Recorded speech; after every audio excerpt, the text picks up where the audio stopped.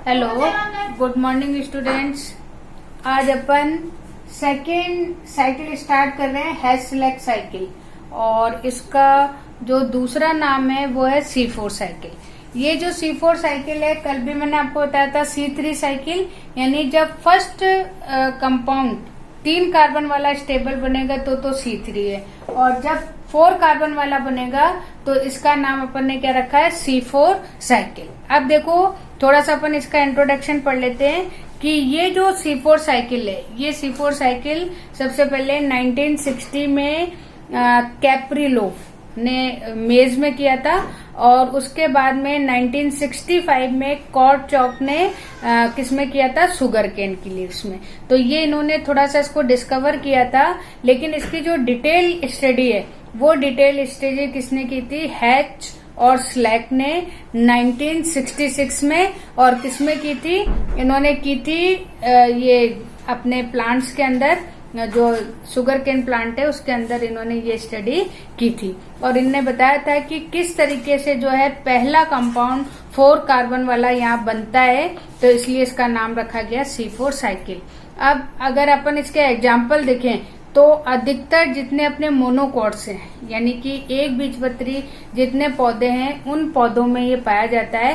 जैसे अपना मेज हो गया, बाजरा हो गया, शुगर केन हो गया, लेकिन वीट यहाँ पे एक्सेप्शन है। ये ध्यान रख लेना, अक्सर क्वेश्चन आता भी है कि किस मोनोकॉट में जो है C4 साइकिल नहीं होता है, तो उसका एक्सेप्शन अपना क्या है, वीट। बाकी में आपको अधिकतर मिलेगा। फिर यहाँ पे कुछ अपने पास में डाइकॉट प्लांट्स भी हैं, जैसे एमेरेंथस है, यूफोरबिया है, जो डेजर्ट प्लांट हैं, उन डाइकॉट्स या द्विबीजपत्री पौधों में भी ये पाया जाता है। तो इस तरीके से यहाँ थोड़ा सा इंट्रोडक्शन हो गया। फिर जो सबसे इम्पोर्टेंट चीज है कि ये जो प्लांट्स हैं, C4 प्लांट्स, इन प्लांट्स की लीव्स के अंदर एक स्पेशल एनाटॉमी होती है, और उस एनाटॉमी को हम बोलते हैं क्रेंच। क्रेंच क्या होता है, ये एक जर्मन लैंग्वेज है, इसका मतलब होता है माला या रिंग। तो यहाँ पे जो है आपको, अगर ये आपको जो डायग्राम दिख रहा है इसमें आप देखिए कि कोई लीफ है, उस लीफ के अंदर आपको मेसोफिल सेल्स भी मिलेंगी, और 11 में आप पढ़ चुके हो। तो जो मेसोफिल सेल्स हैं वो तो नॉर्मल हैं, लेकिन जो संवहन ऊतक है या संवहन पूल है या वेस्कुलर बंडल है, उसके चारों तरफ एक रिंग पाई जा रही है बड़ी सेल्स की, और उसे हम बोलते हैं बंडल शीथ या फिर पूल आच्छाद सेल्स। तो इस तरीके से इसकी जो क्रेंच एनाटॉमी है बहुत ज्यादा इम्पोर्टेंट है। उसके बाद आप यहाँ देखो कि इसमें 2 तरीके के क्लोरोफिल मिलेंगे। ये भी इसके लिए इम्पोर्टेंट है कि जो मेसोफिल सेल्स हैं, उन सेल्स के अंदर जो आपको क्लोरोफिल मिलेगा, वो क्लोरोफिल साइज में तो छोटा होगा, लेकिन उसके अंदर जो क्लोरोग्रेना है, वो ग्रेना जो है बहुत ज्यादा डेवलप होगा। वहीं पे अगर जो पूल आच्छाद है, उस पूल आच्छाद की जो कोशिकाएं, उस कोशिका के अंदर क्लोरोफिल तो होगा बड़ा, लेकिन उसके अंदर जो ग्रेना है वो ग्रेना या तो नहीं होगा, और होगा भी तो वेल डेवलप्ड नहीं होगा। तो इस तरीके से इसमें ये एक स्पेशल जो इसकी एनाटॉमी है जो कि C4 साइकिल को करवाती है। उसके बाद में आप ये देखो कि इसमें इन लीव्स में दोनों C3 भी मिलेगा और C4 भी, ये ध्यान रखना है। तो जो दिन के टाइम में होगा लाइट रिएक्शन, वो तो होगी C3, और जो रात में होगी वो कौन सी होगी, C4। तो यहाँ पे इन प्लांट्स में आपको दोनों साइकिल मिलेंगे।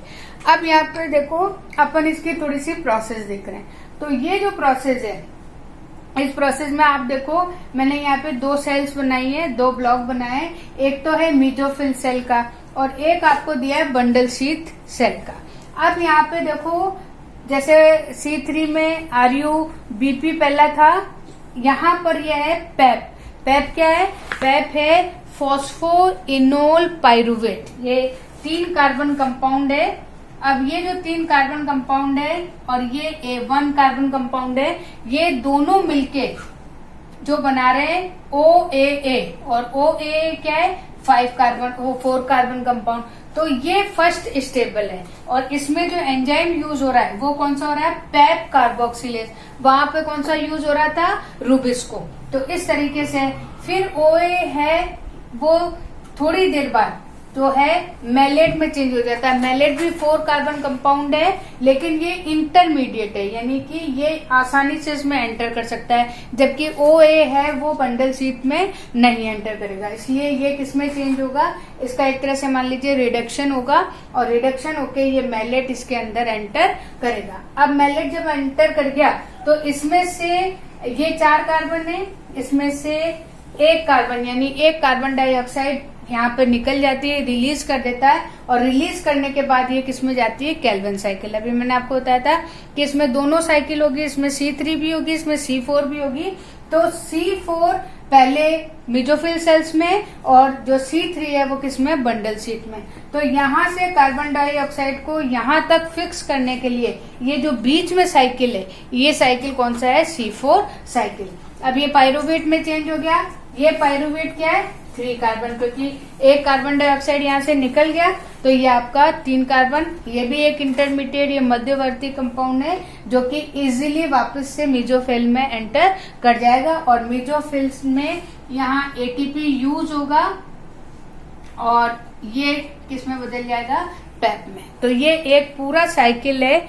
इस साइकिल के थ्रू जो है हेस्लेक ने अपने C4 साइकिल को डिस्कवर किया था। तो अब यहाँ पे देखो, ये साइकिल आपको जैसे C3 साइकिल आपने करी थी, उसी तरीके से C4 साइकिल आपको कंप्लीट करनी है। उसके बाद में देखो, जो सबसे इम्पोर्टेंट चीज है कि ये जो C4 प्लांट है, ये C4 प्लांट C3 से ज्यादा अच्छे हैं, या आप कह सकते हो कि इनमें कुछ स्पेशल जो है कैरेक्टर पाए जाते हैं, और ये कैरेक्टर अपन थोड़ा डिस्कस भी कर लेते हैं कि जो C4 प्लांट है, वो C4 प्लांट में जो C4 साइकिल होगा, ये साइकिल आपको कम सनलाइट में भी हो सकता है, सबसे इम्पोर्टेंट चीज, क्योंकि रात में हो रहा है तो इसमें ज्यादा दिक्कत नहीं है। और उसके बाद में अगर हम प्रोडक्शन देखें तो प्रोडक्शन भी C3 से इसमें ज्यादा होगा, क्योंकि C4 भी हो रहा है और C3 भी हो रहा है, तो दोनों का अगर अपन टोटल देखें तो यहाँ प्रोडक्शन भी क्या होगा, ज्यादा होगा।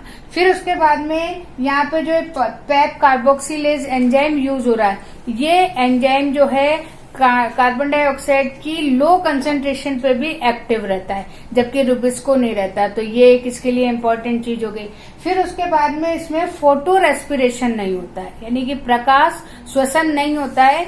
इसके कारण क्या होता है कि सारा का सारा प्रोडक्शन कहाँ चला जाता है, फोटोसिंथेसिस में। तो इसलिए जो है प्रोडक्शन यहाँ पर ज्यादा होता है। फिर उसके बाद में ये जो प्लांट्स हैं, ये प्लांट्स लो वाटर क्वांटिटी मतलब यानी कि लेस वाटर क्वांटिटी में भी अच्छी तरह से डेवलप हो जाते हैं, प्लस इसमें टेम्परेचर भी हाई हो तब भी इसको कोई भी फर्क नहीं पड़ता। तो ये चीज भी एक क्या हो गई, अच्छी हो गई। तो इस तरीके से जो है C3 के कंपेयर में C4 प्लांट जो हैं वो बहुत ज्यादा अच्छे हैं।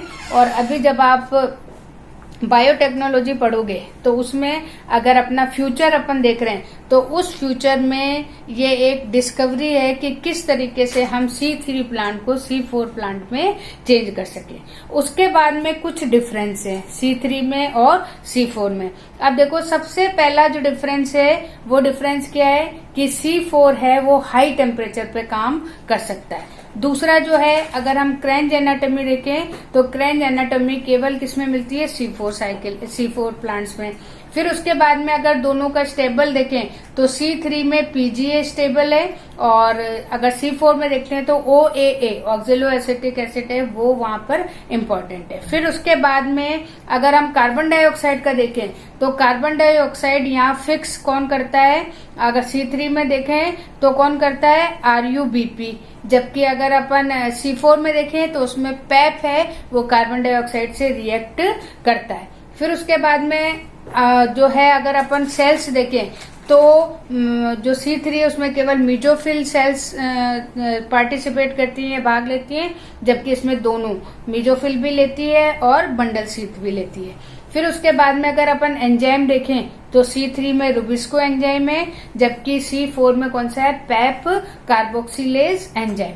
फिर उसके बाद में अगर फोटो रेस्पिरेशन देखें तो C4 में नहीं होता है, जबकि C3 में होता है। फिर उसके बाद में जो सबसे इम्पोर्टेंट है कि अगर अपन प्रोडक्शन से देखें तो आपको C3 है वो कम है उसका प्रोडक्शन, जबकि जो C4 है क्योंकि उसमें फोटो फॉस्फोरिलेशन नहीं है इसलिए वहां पर प्रोडक्शन C3 के कंपेयर में ज्यादा होता है। तो ये कुछ डिफरेंसेस हैं, वो यहाँ पर आप अपने डिस्कस कर लिए। उसके बाद में नेक्स्ट है कैम। कैम मतलब क्रेसुलियन एसिड मेटाबॉलिक साइकिल। तो ये जो साइकिल है, ये साइकिल भी कुछ स्पेशल जो प्लांट्स हैं उन प्लांट्स में होती है, और उसका बेस्ट एग्जांपल है अगेव है, नागफनी है, और क्रूसिलेसी फैमिली जो है वो पूरा नाम ही इसीलिए रखा गया क्योंकि उसमें जितने प्लांट्स हैं उन प्लांट्स में कैम या कैसुलियन एसिड का मेटाबॉलिज्म होता है। तो ये बहुत इंपॉर्टेंट है। अब ये देखो, ये जो प्लांट है, ये प्लांट अधिकतर कैसे होते हैं, गूदेदार, मांसल या फ्लैसी, और ये अधिकतर डेजर्ट, जैसे अगर आपने नागफनी का प्लांट देखा हो तो उस तरह के जो प्लांट है उसमें ये मिलते हैं। तो यहाँ पर इस तरीके से है। फिर सबसे जो इम्पोर्टेंट चीज है कि इसमें जो है रात को स्टोमेटा खुलते हैं, दिन में बंद रहते हैं, जबकि रात को क्या रहते हैं, खुले रहते हैं। तो ऐसी जो है उसे अपन क्या बोलते हैं, स्कोटो एक्टिव स्टोमेटा, यानी तिमिर सक्रिय रंध्र। ऐसे रंध्र या ऐसे स्टोमेटा जो रात के समय में खुलते हैं और दिन में बंद रहते हैं। और उसका क्या फायदा होता है कि रात के समय में जो ये स्टोमेटा है ये कार्बन डाइऑक्साइड को एब्जॉर्ब कर लेते हैं, और एब्जॉर्ब करने के बाद में ये जो कार्बन डाइऑक्साइड है, जैसे अभी अपन ने इसमें देखा था कि पैप, ये पैप है, ये पैप कार्बन डाइऑक्साइड को लेती है और ऑक्जेलो एसिटिक एसिड बनाती है। अब यहाँ तो क्या बन रहा है, मैलेट, लेकिन इसमें क्या बनेगा, मैलिक एसिड, और ये मैलिक एसिड रात भर स्टोर किया जाता है, और फिर अगले दिन जब सुबह होती है, दिन होता है, तो ये मैलिक एसिड क्या अपने में से कार्बन डाइऑक्साइड को रिलीज कर देता है, जो जहाँ पे आपको दिख रहा है। तो इस तरह से रिलीज कर देता है, और ये कार्बन डाइऑक्साइड जो है बिना स्टोमेटा के यहाँ एंटर रात को स्टोर कर ली थी, इसलिए यहाँ पे केल्विन साइकिल में जाती है और फिर ग्लूकोज का प्रोडक्शन या कार्बोहाइड्रेट का प्रोडक्शन करती है। तो ये थोड़ा सा स्पेशल है, ये थोड़ा आपको ध्यान रखना है कि यहाँ पर पूरा का पूरा काम कब हो रहा है, रात में हो रहा है। तो इसलिए जो है ये ज्यादा इम्पोर्टेंट है, और ये इसलिए इम्पोर्टेंट है क्योंकि ये अधिकतर इसमें जीरोफाइट्स में, अब जीरोफाइट्स या जो मरुस्थल वाले प्लांट्स हैं उनमें अगर दिन में स्टोमेटा खुले रहेंगे तो उसमें से पानी निकलेगा, वाटर रिलीज होगा, तो वो क्या करेगा, पहले ही पानी कम है और फिर जो है ट्रांसपिरेशन होगा, तो उस ट्रांसपिरेशन को रोकने के लिए यहाँ पर जो स्टोमेटा है वो दिन में क्या होते हैं, बंद होते हैं, और रात को खुले होते हैं, लेकिन फोटोसिंथेसिस प्रोसेस उसमें वेल रहता है, बहुत अच्छी तरीके से यहाँ पर होता है। तो ये जो है ये आज आपका क्रेसुलियन हो गया, हैस्लैक हो गया, ये आज अपन इतना कर रहे हैं। थोड़ा सा इसमें रह रहा है फोटो रेस्पिरेशन और कुछ फैक्टर्स वगैरह हैं, वो अपन कल इसमें पढ़ेंगे, ठीक है ना। इस तरह से ये अपना खत्म हो रहा है। Okay, thank you.